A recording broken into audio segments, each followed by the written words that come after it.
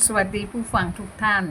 ยินดีต้อนรับเข้าสู่ช่องมหัศจรรย์แห่งกรรมมิราเคิลรีดความหมายของคำว่าล้างบาปในพุทธศาสนาไม่มีการกล่าวถึงโดยตรงแต่ทรงเน้นการกระทำตนให้บริสุทธิ์ทั้งกายวาจาใจเพื่อความหลุดพ้นจากกิเลสซึ่งเป็นตัวก่อบาปให้หมดไปจากใจการล้างบาปที่เกิดขึ้นจากการทำชั่วมีวิบากเป็นผลแล้วไม่สามารถทำได้มาทำความเข้าใจกับคำว่าล้างและบาปล้างทำให้หมดสิ้นไปโดยใช้กรรมวิธีต่างๆเช่นกวาดล้างชะล้างกลิ่นคาวล้างถูสิ่งต่างๆบาปกรรมที่ทำให้สัตว์ถึงทุกขติความชั่วความผิดอกุศลกรรมหลักพุทธศาสนาแบ่งบาปเป็น3ประการ 1. โดยสภาพจิตใจได้แก่ความเศร้าหมองแก่จิต 2. โดยเหตุได้แก่การทำความชั่วทุกอย่าง 3. โดยผลได้แก่ความทุกข์ต่างๆบาปเทียบได้กับสิ่งของที่เน่าเสียเรียกต่างๆกันเช่นบ้านเสียเราเรียกว่าบ้านชำรุดอาหารเสียเราเรียกว่าอาหารบูดอาการเสียของจิตเราเรียกว่าจิตที่เศร้าหมองใจร้ายใจดำใจขุ่นมัวล้างบาปการกำจัดกิเลสเป็นเหตุแห่งความชั่วให้หมดไปผลทำให้คุณภาพใจสูงขึ้น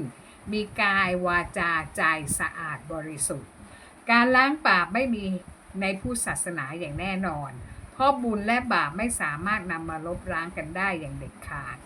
บาปกรรมการกระทำชั่วทางกายวาจาและใจนำไปสู่ผลแห่งความทุกข์บาปกรรมสภาวะบาปธรรมสภาวะธรรมะฝ่ายไม่ดีที่มีอยู่ในใจมนุษย์ได้แก่กิเลสตัณหาโลภโกรธหลงการปฏิบัติเพื่อชำระล้าง 1. รักษาศีล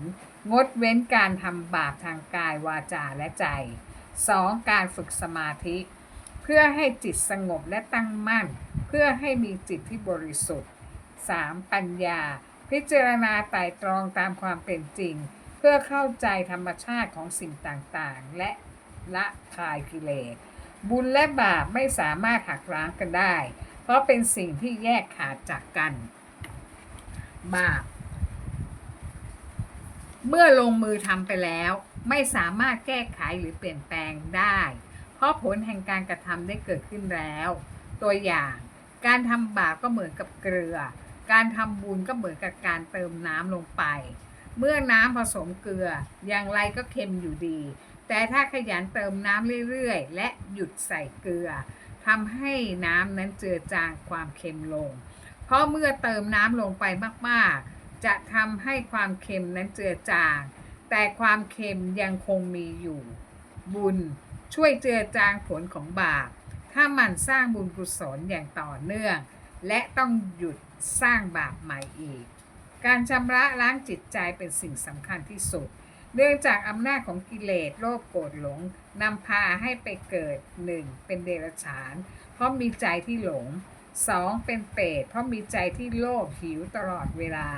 3. เป็นอสุรกายเพราะมีใจที่โกรธโมโหตลอดเวลา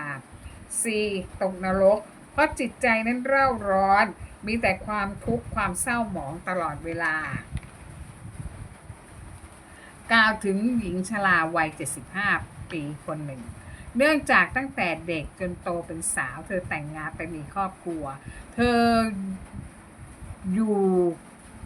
มัวแต่ยุ่งอยู่กับสามีและลูกจนเธอลืมเห็นหันมาดูแลแม่ของเธอซึ่งบัดนี้แก่ชราลงมากแล้วไม่เคยส่งเสียเลี้ยงดูหรือมาเยี่ยมเยียนเลยจนกระทั่งลูกสาวลูกชายของเธอโตเป็นหนุ่มเป็นสาวต่างแยกย้ายไปมีครอบครัวกันหมดไม่นานสามีเธอเสียชีวิตจากโรคมะเร็งต่อมาลูกสาวก็มารับเธอไปอยู่ด้วยที่บ้านลูกเขยเพื่อเลี้ยงหลานสาวและหลานชายพอมาถึงตอนนี้เธอเริ่มสำนึกตัวได้ว่าเธอได้ละเลยต่อการกตัญญูต่อแม่ของเธอทิ้งห่างกันไปหลาย10 ปีจนกระทั่งตัวเธอเองเป็นแม่ยายจึงได้รับรู้รสชาติถึงการกระทำทุกอย่างที่ลูกเขย เธอทำกับเธอเหมือนอย่างที่สามีเธอทำกับแม่ยายไม่สนใจไม่แยแสอยู่บ้านเดียวกันเหมือนอากาศธาตุไร้ตัวตนไม่เคารพนับถืออย่างน้อยในฐานะของผู้ใหญ่ไม่นานนักบ้านปลายชีวิตของแม่เธอใกล้สิ้นอายุไขและตัวเธอเองก็ป่วยเป็นมะเร็งระยะที่4ขั้นสุดท้ายทำให้เธอมีจิตสำนึกเสียใจที่เธอไม่เคยกตัญญูต่อแม่ของเธอเลยระยะสุดท้ายของชีวิตแม่เธอเข้าออกโรงพยาบาลบ่อยเธอก็มาเยี่ยมที่โรงพยาบาลมาเพียงแค่5 นาทีเท่านั้นโดยให้เหตุผลว่าต้องรีบไปดูแลหลานของเธอในไม่ช้าแม่ของเธอก็เสียชีวิตด้วยอายุ95 ปีด้วยโรคชราจากนั้นเธอเกิดสำนึกผิดต้องการล้างบาปให้เบาบางลงบ้างโดยเธอเริ่มจ่ายค่าขนมรายเดือนให้น้องสาวคนเล็กที่เสียสละตัวเองมาดูแลแม่จนนาทีสุดท้ายเป็นเวลา20 ปีทั้งที่เธอทำงานได้เงินเดือนละหลายหมื่นบาทน้องต้องเสียสละตัวเองมาดูแลแม่ที่ป่วยติดเตียง20 ปีซึ่งไม่มีลูกคนไหนยอมมาดูแลแถมยังรังเกียจแม่ที่นอนติดเตียงแถมยังว่าแม่ว่าไม่รู้จักออกกำลังกายเลยป่วยติดเตียงลูกที่พูดช่างไม่เข้าใจว่าแม่อายุมากแล้วใกล้สิ้นลมตามวัยชราพูดต่างๆนานาแต่แม่ฟังแล้วเฉยๆไม่โต้ตอบเงียบอย่างเดียวคนกำลังจะตายไร้เรี่ยวแรงเบื่อหน่ายทุกอย่างจะให้เดินออกกำลังกายได้อย่างไรลูกชายคนโตและตัวเธอเองก็เป็นลูกสาวคนกลางมาเยี่ยมแม่แต่ละครั้งละแค่5 นาทีไม่พูดให้กำลังใจคนป่วยยังคะนองปากพูดสร้างกรรมปากหนักให้แก่ตนเองอย่างไม่รู้เท่าไม่ถึงการยังดีที่เธอรู้สึกสำนึกผิดที่ไม่เคยดูแลแม่เลยมาดูผลกรรมที่เธอได้รับในตอนนี้ 1. โรคมะเร็งลามกระจายไปทั่วตัวไม่ตอบสนองต่อการรักษาได้แต่ประคองรักษาอาการอย่างเดียวเพราะหมอทำการรักษาครบทุกขั้นตอนทั้งคีโมฉายแสงผ่าตัดฉีดยามุ่งเป้า17 เข็มไม่เกิดผลใดๆต่อการรักษาโรคมะเร็งของเธอเลยหมอบอกให้เธอทำใจ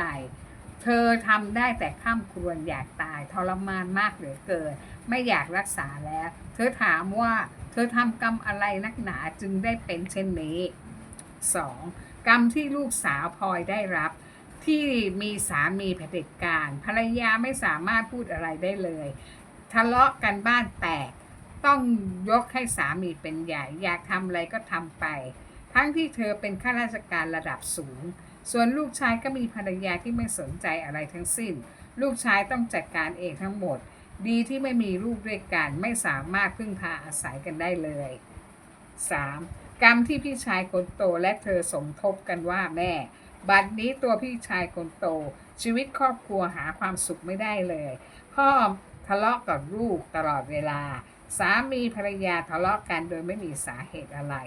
พูดกันไม่เข้าใจกันทั้งที่ไม่มีปัญหาทางการเงินต่างก็มีฐานะที่มั่นคงแต่ชีวิตหาความสุขไม่ได้เลยชีวิตได้เขาได้แต่พูดว่าไม่รู้เป็นอะไรหัวใจมันโหยหาความรักเศร้าเหงาโดยไม่มีเหตุผลไม่มีสาเหตุอยากจะออกไปข้างนอกอยู่ตลอดเวลาไม่อยากอยู่บ้านของตัวเองชีวิตมีแต่ความเศร้าส้อยเงียบเหงาโดยหาสาเหตุไม่เจอรู้แต่ว่าชีวิตมันเศร้ามันเหงามันโหยหาความรักแต่ไม่รู้ว่าเป็นเพราะเหตุใดทั้งที่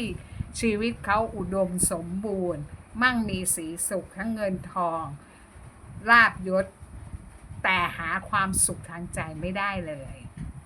สวัสดีค่ะ